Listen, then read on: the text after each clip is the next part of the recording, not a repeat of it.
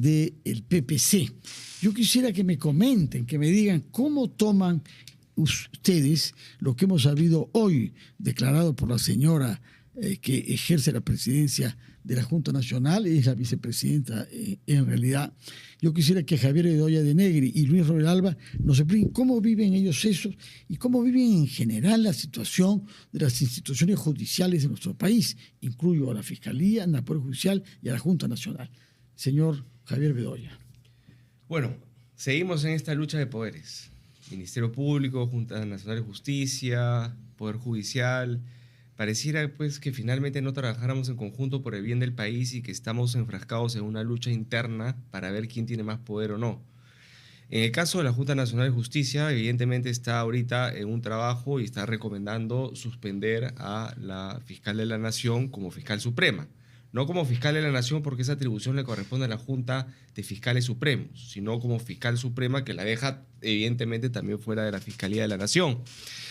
En consecuencia, acá hay un tema muy preocupante, más allá del tema de fondo, que sí creo yo, y te lo he mencionado Fernando y lo he mencionado en otros medios de comunicación, creo que Delia Espinosa sí cometió una falta en no reponer a Patricia Benavides inmediatamente cuando salió el fallo o la resolución. Pero le corresponden a la Junta decidir eso. Ella había sido elegida, y es lo que dijo, ¿no?, por la Junta de los Fiscales Supremos, a la que corresponde constitucionalmente. No le corresponde a la Junta Nacional de Justicia sacarla de la Fiscalía de la Nación, pero sí suspenderla como fiscal supremo. Y por ende, si la suspende como fiscal supremo, deja de ser fiscal de la Nación. ¿Me dejo entender? Sí. Entonces, sí está dentro de las atribuciones de la Junta Nacional de Justicia suspenderla a ella como fiscal suprema. Sí.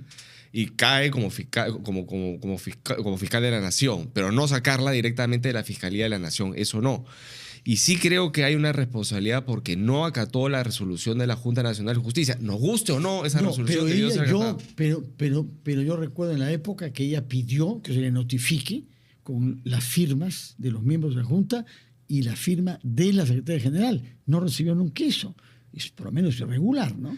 Sí, hubieron cosas en el camino que efectivamente, pero le notificaron mediante un oficio la Secretaría General de la Junta Nacional de Justicia la decisión.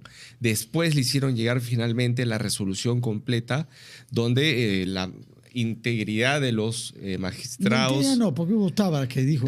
Pero no, él se excusó. Sí. Ese fue el gran error de Tábara. No haber asistido y votar en contra, porque si asistía y votaba en contra, no había reposición de la señora Benavides. Bueno, entonces nos quedamos con esta primera afirmación, luego vamos al fondo. Creer que la señora Delia Espinosa cometió un error de origen al no acatar lo que dispuso la Junta Nacional. Su opinión sobre esta decisión.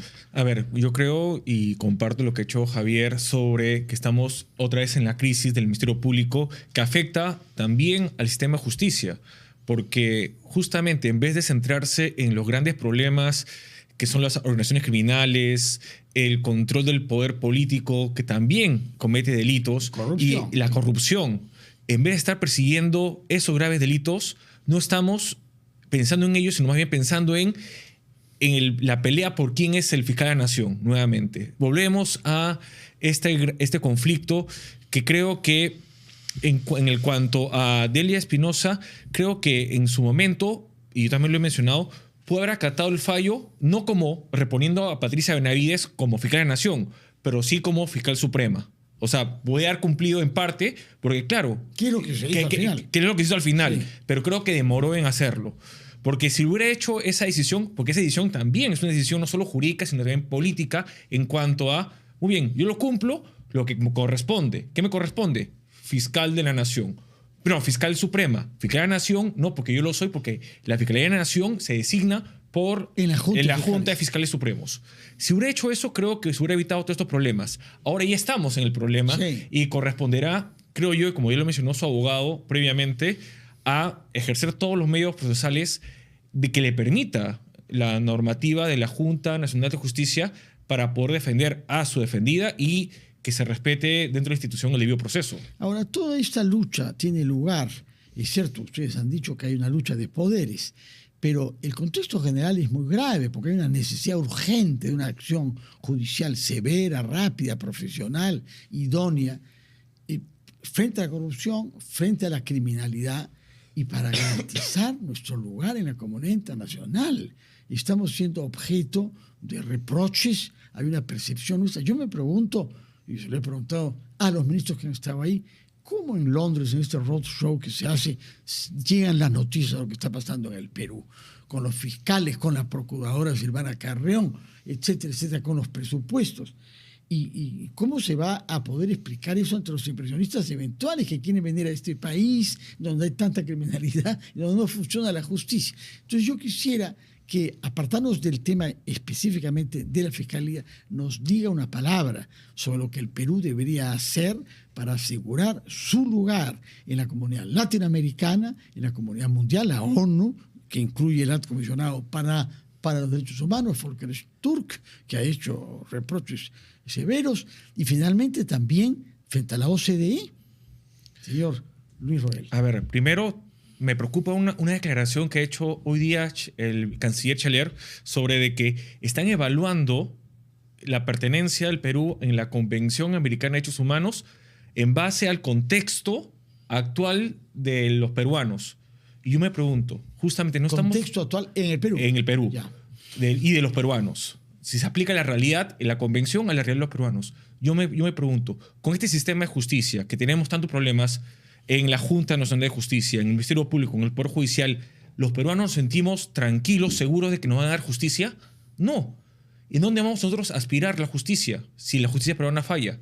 A los órganos supranacionales. Pero hay el discurso de que la Corte Interamericana solo ha protegido terroristas. Mentira, esa es una mentira, una falsedad. Y los policías. Esa es una falsedad. ¿Por qué? Argumenten. A ver, yo le digo por qué. Y solo he visto unos cuantos casos de un montón donde el Sistema Interamericano de Protección de Derechos Humanos, la Corte Interamericana de Derechos Humanos, ha preservado la vida y los derechos de un ciudadano a pie. Por ejemplo, caso habitantes de La Oroya, que eran los habitantes de La Oroya que reclamaban por contaminación ambiental, derecho al medio ambiente. Otro caso. Caso de los trabajadores de la SUNAT para que sean repuestos. Caso de los pensionistas del Congreso de la República. Caso trabajadores del Congreso de la República despedidos. Caso Aru Ipcher, que se había quitado la nacionalidad. Y con ello también su canal. Caso de los 3 magistrados del Tribunal Constitucional. Aguirre Roca, Carreiterri y Delia Reboredo. Y así el caso Cantuta, caso Barrios Altos, Castillo Páez. Y, bueno, esos son casos que tienen que ver con el terrorismo, pero el caso Alan García. Caso Alan García, tenemos también... Cuéntenos cuál fue el caso Alan García. O no, peor, el caso del ciudadano chino Hou Wubin, sí. que y si lo repatriaban a la China, era condenado a pena de muerte. No. Entonces, tenemos casos en donde...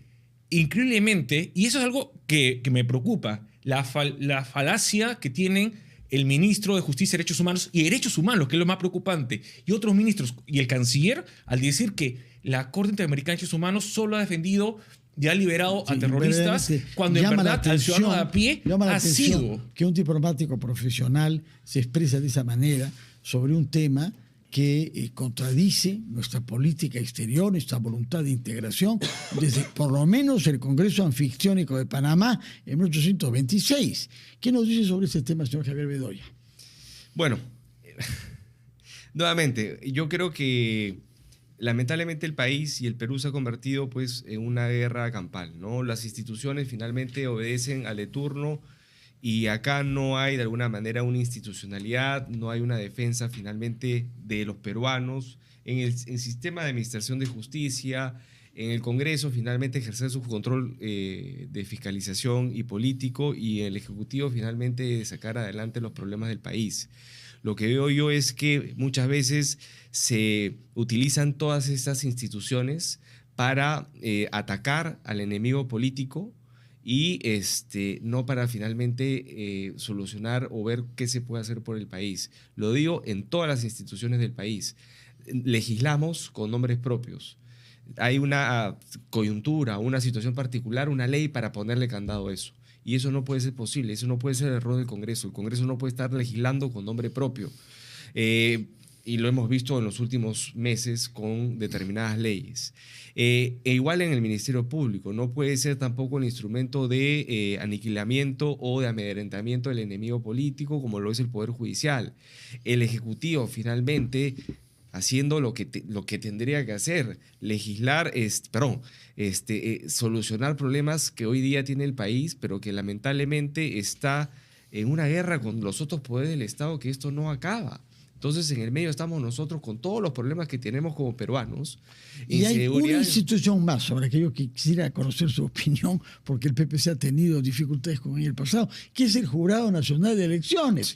Sí. Se nos dice, no es un tribunal, es un jurado, y hay especialistas que hacen el distingo. Pero a su vez, somos espectadores de un conflicto que es para jalarse los pelos entre el Jurado Nacional de Elecciones y el Poder Judicial en este caso. Así es, y lamentablemente esto se está viendo reflejado hoy en día, y esto está creando una gran inseguridad en lo que va a ser finalmente las elecciones que se vienen. Y yo creo que hace bien el Jurado Nacional de Elecciones en presentar mañana esta demanda competencial para que finalmente el Tribunal Constitucional defina cuáles son realmente las competencias tanto de los jueces como del Jurado Nacional de Elecciones. ¿Necesitamos hacer eso ahora? Si había una brecha, una duda, no se ha podido hacer antes para evitar que el si no se hace ahora, va a suceder lo que acaba de pasar. El Poder Judicial acaba de habilitar al partido del señor Duberly Rodríguez para que entre. Amparo, Entonces van a haber miles de amparos en el futuro, de otros partidos que quieren entrar, que se quedaron en la cola, y de otras personas que de alguna manera quieren también impedir la participación de algunas personas que quieren participar en un proceso judicial. Entonces, esto hay que ponerle un coto de una vez. Y yo creo que la demanda competencial es lo mejor. Y de hecho hay un antecedente, ¿no? Que es el caso de la señora Lizana Puelles, ¿no? Donde claramente el Tribunal Constitucional fijó y dejó claramente establecido que luego de convocado el proceso, las reglas de juego son inamovibles. Ya no se puede mover. Ya el Poder Judicial no puede estar en base a amparos o en virtud de amparos, estar modificando. Ni aunque se hubiese equivocado el Jurado Nacional de Elecciones, porque hay una duda sobre lo que se hizo el mes de abril, ¿no? Claro, es que acá hay un tema, porque además del caso Lizana Puelles que bien menciona Javier, está el caso Castillo Chirinos, que es anterior al mismo, en donde se crea el amparo electoral. En este amparo electoral, claro, en sus inicios hubo el problema en donde justamente en el caso Castillo Chirinos se repuso al entonces, cuando se utilizaba el término presidente regional, ahora gobierno regional, de Chiclayo, cuando ya había pasado varias elecciones. Entonces el tribunal dice, con el amparo se te repone tu lugar al puesto de presidente regional. Lo reponen, pero ya había pasado varias elecciones y había otra persona ocupando el sillón regional. Frente a esa situación, el tribunal recula y dice, por si acaso, el amparo solo va a ser posible en caso del amparo electoral cuando se pueda restituir el derecho. Si no se puede restituir el derecho político, se puede utilizar esa sentencia para utilizar la vía penal para denunciar a los funcionarios que afectaron los derechos políticos de la persona, y la vía civil para solicitar la indemnización que ocurriera. Y así se ha utilizado durante todos los años. Lamentablemente, justamente como bien menciona en el caso de Lizana Puelles, se regula todavía más y se acota, señalando de que, además, el amparo no puede abrir o reabrir el cronograma electoral o suspenderlo. O sea, se ha equivocado el Poder Judicial. Yo creo que el Poder Judicial se ha equivocado ahí, y además se ha equivocado de una manera tal que puede generar una distorsión en esta última elección. Muy bien, hemos hablado sobre las instituciones judiciales. Yo quisiera hablar algo más específicamente político, porque los congresistas, muchos de ellos, consideran que de las mejores cosas que han hecho en este quinquenio, es restablecer la bicameralidad con la que han ustedes están familiarizados quizá por los recuerdos de sus padres y sus abuelos. Recuerdo que ambos son tercera generación de familias claramente comprometidas con la política en el Perú.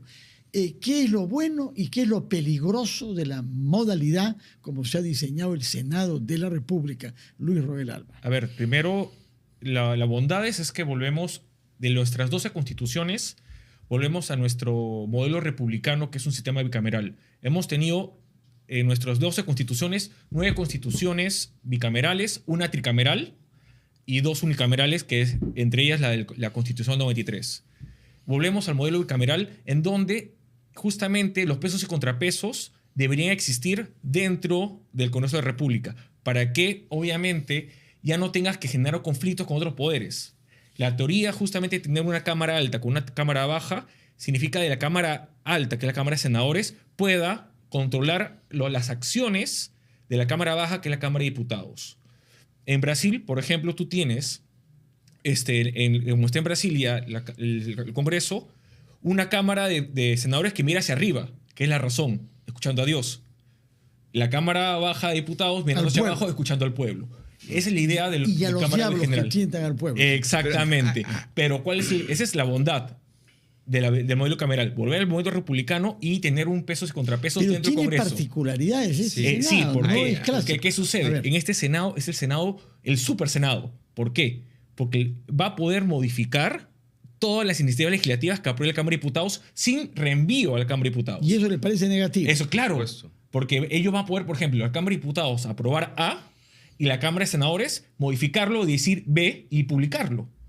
Número 2, va a poder elegir a los altos funcionarios, magistrado del Tribunal Constitucional, defensor del pueblo, ratificar al directorio del BCR. También, sí. Pero claro, pero usualmente lo que se debería buscar es de que sea la Cámara de Diputados la que proponga y la Cámara de Senadores la que decía. No, todo se va a centrar en la Cámara de Senadores. Hemos escuchado dos críticas suyas a este modelo. Exacto. Señor. A ver, por ejemplo, Cámara de Diputados dice, yo como ley creo un perro.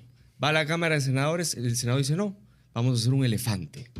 Entonces, eso se aprueba en el Senado y se va al Ejecutivo para que lo observe o para que lo promulgue. Si lo promulga o si lo observa, regresa a la Cámara de origen, a la Cámara de Diputados. La Cámara de Diputados dice, oye, yo no he creado un elefante, yo he creado un perro. ¿De qué me están hablando acá? Entonces, ahí hay una distorsión en el tránsito de la ley. ¿Por qué se ha cometido este error? Que en yo creo que en el cual está de acuerdo los dos, ¿no? Sí. ¿Había alguna mala intención o es pura negligencia parlamentaria? Yo creo que había un poco de los dos, pero creo que finalmente había un poco de negligencia finalmente en cómo debería ser el proceso de leyes de una u otra cámara.